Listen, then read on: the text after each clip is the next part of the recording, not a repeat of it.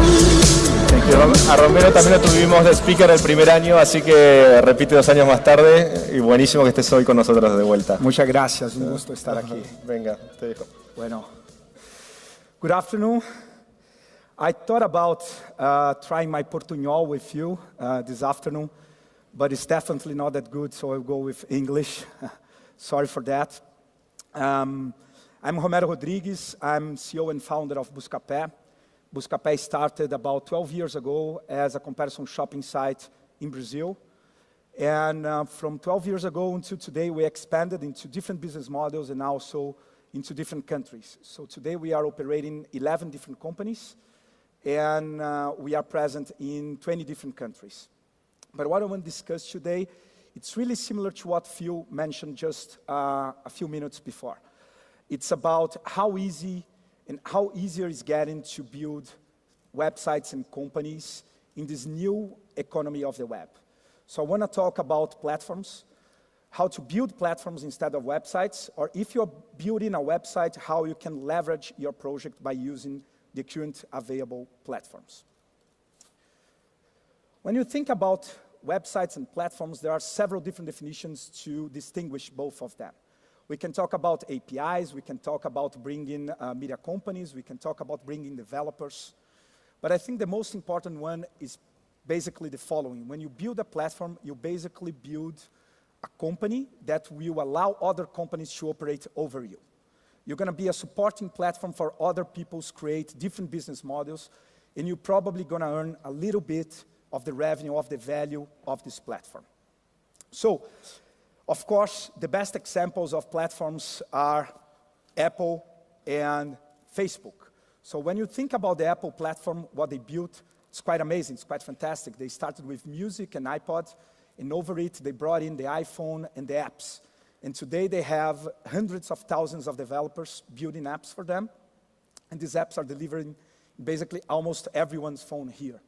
I doubt that you guys don't use iPhones or iPads. The beauty of the Apple platform is that it's reasonably closed platform, and although it's a closed platform, it has been growing a lot. Most of the mobile apps are being developed for iPhone OS first, and then they are migrated to Android. And in fact, Apple became the synonym. Apple is equal mobile apps nowadays. On the same way, we have one more.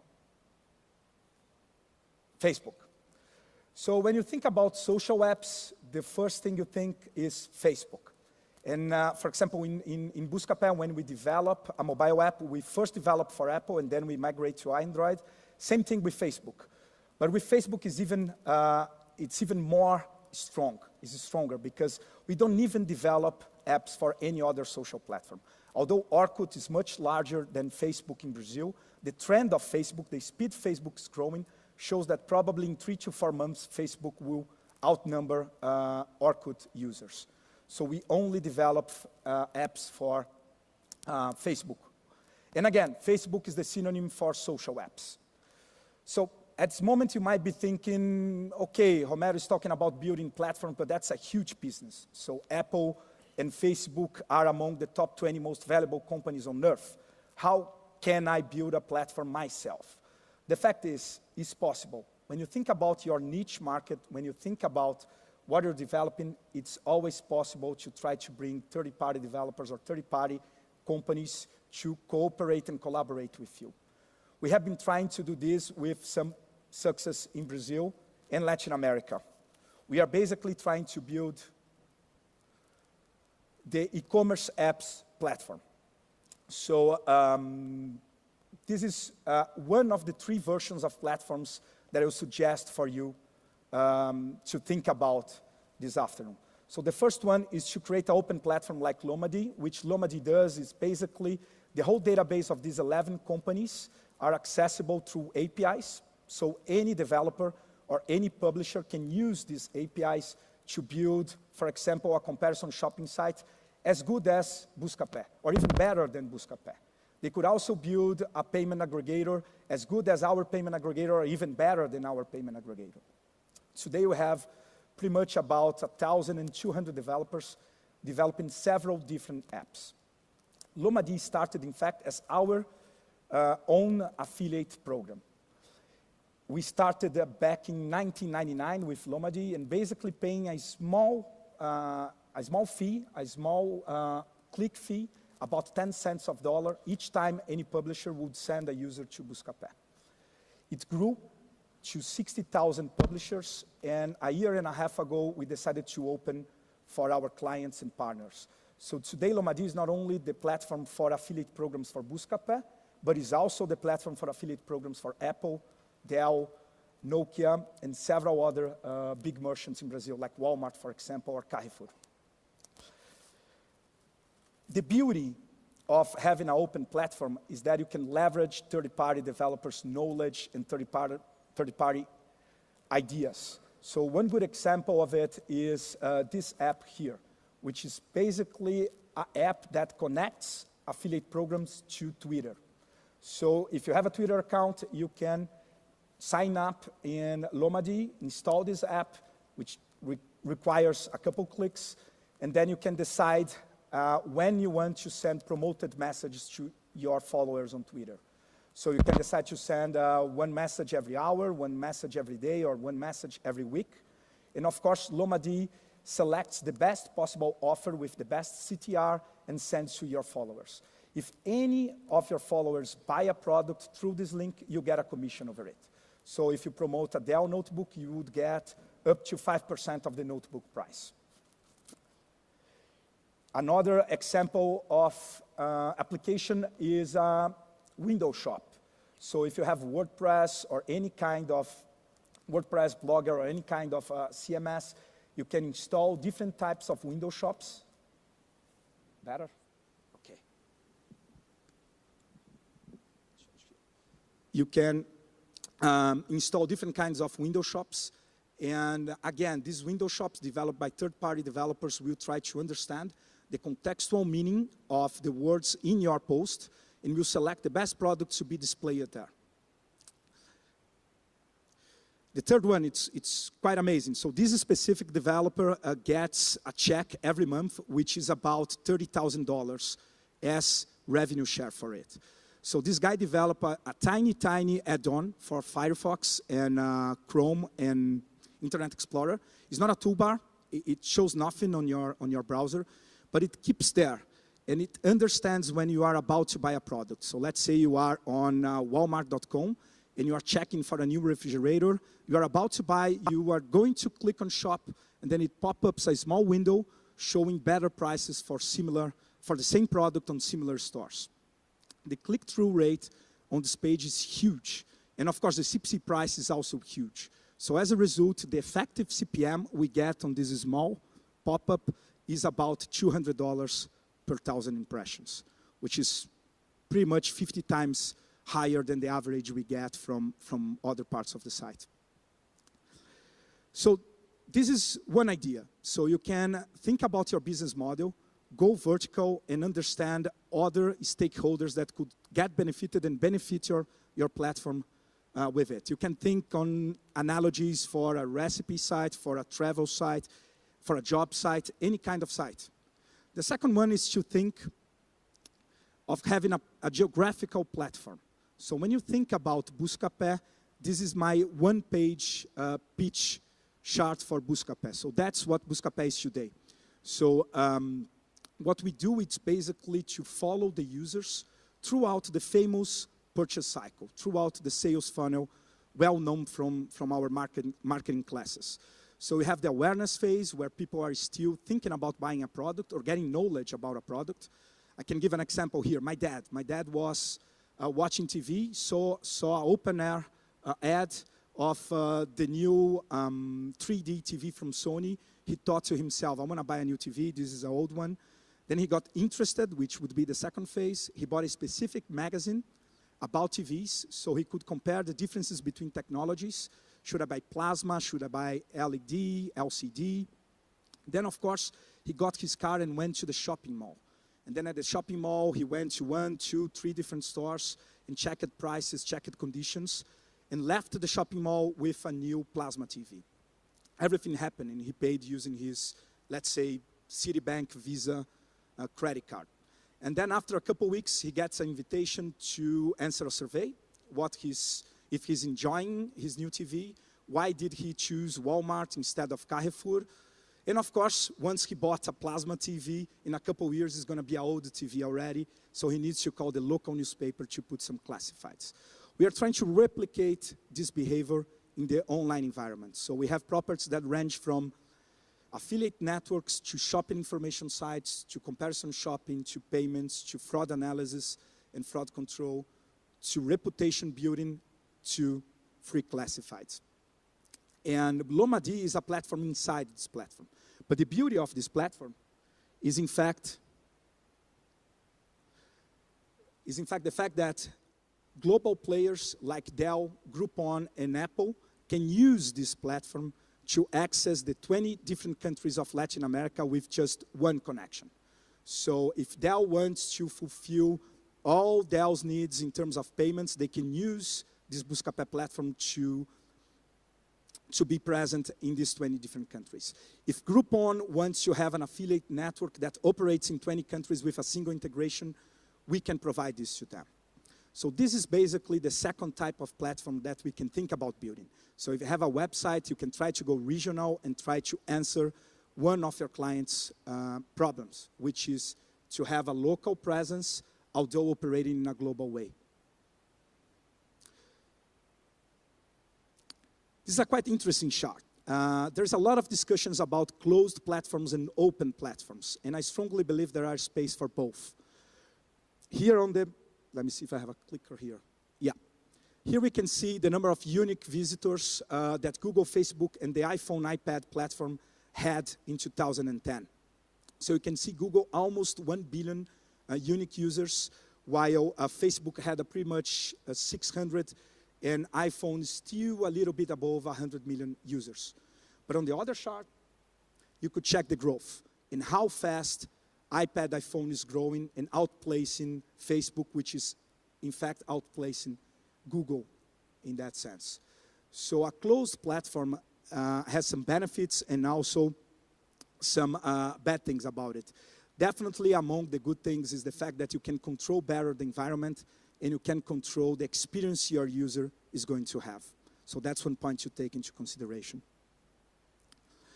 But I think the real question, and following Phil's thinking,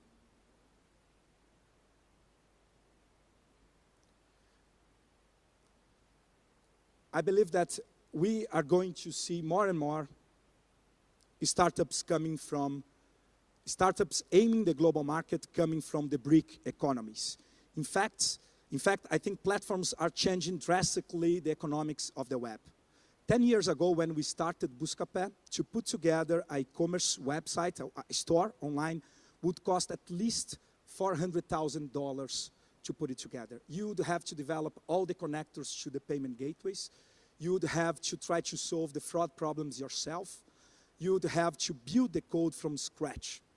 Today, with $50, you put an extremely decent store up and running in Latin America.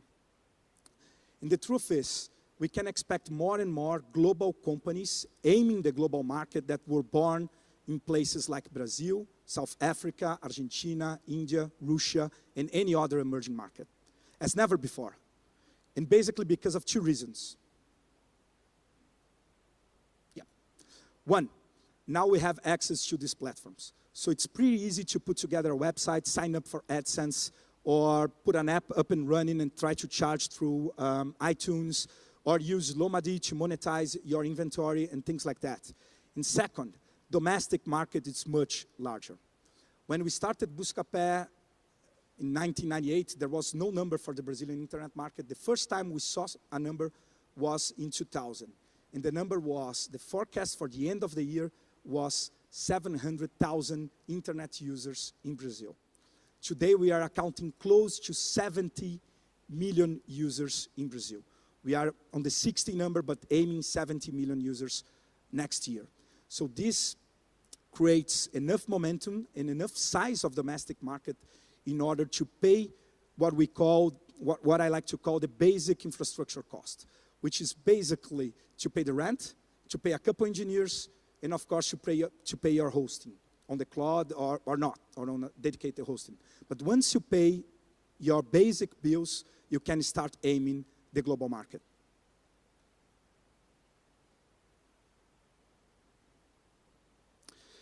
One example we have in the group. So I think the third way to grow using platforms is also to bring in what we call spinning new ideas and new projects. So in Buscapé, we have been doing several different acquisitions, and Save Me is a good example of one of them. So back in September last year, we were discussing internally if we should enter or not in the group buying segment and how we should enter. So we analyzed group buying sites like Groupon, and we decided not to enter. We thought there were not enough barriers of entry, and that definitely this would be a market with several players. So we decided to acquire a Groupon aggregator at that time in September. And we realized that the number of Groupon buying sites were growing really fast. And of course, we already knew how to aggregate offers and products in Buscapé, so it would be easy to leverage what we had to the group buying segment. When we acquire a company, and Save Me is one example, we try to understand if we can use our platform to leverage the company number. In this case, audience. So we analyzed if we could really leverage Save Me's audience by being connected to the Buscapé platform. Same thing we did with the payment company. We analyzed if we could upsell to our merchants our payment system, so on and so forth. So the fact is, you can see here in Alexa, the day we acquired Save Me. So it was end of September 2010, and after we connected Save Me to our platform, using Lomagi as affiliate network, using our payment system, using our user base, and exploring newsletters to our user base, we generated a step function on Save Me. You can also see the other competitors at the time, which created the de facto coupon aggregator in Brazil. So same thing happened with all the other acquisitions we did. And in fact, these are the companies we acquired. So on the axis here, you have the number of employees in Buscapé. Today, we are almost with 1,000 different, 1,000 employees, 1/3 of it engineers. And then you have all the acquisitions we did during the last years. From these companies, 10 out of 11 companies, we still have the founding shareholders as shareholders of the company. So one of the things we understand is that founders are quite important for the business. Naspers does the same itself. So when Naspers acquired Buscapé, they acquired 91% and they kept 9% with the founders in order to stimulate them to grow the business.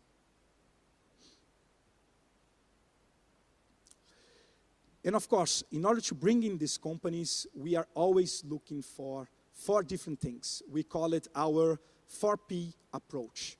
It's not the marketing, the Kotler's 4P approach, it's our internal 4P approach. But I think it's quite useful for the ones who are starting a new company to think about it, but also for the VCs and private equity guys that are here thinking about investing in companies. It has been quite successful with us. We never de-invest from any company, and we never closed a single company we acquired. The first one is people. When we check a new project, we try to understand if those guys that are starting the company, they are capable of delivering what they are promising.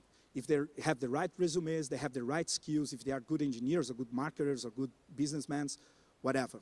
So this is the first P. Second P is product. So what is the product they are building? Is it good enough? And it's important here because people is more important than product. We have invested in grade B products run by grade A people, but never the opposite. We never invest in an A product founded or run by a B team. The third is programming power. Like I mentioned, 1/3 of our team is consisted of engineers. And it's quite hard to keep, motivate, and attract talented engineers, even in Brazil. So we have direct competition with big companies like Google and Facebook in order to bring and keep talent. So are those guys, does these guys have enough programming power to deliver the product? And the fourth one is the most important one. I think that's the Boolean decision here, 0 or 1.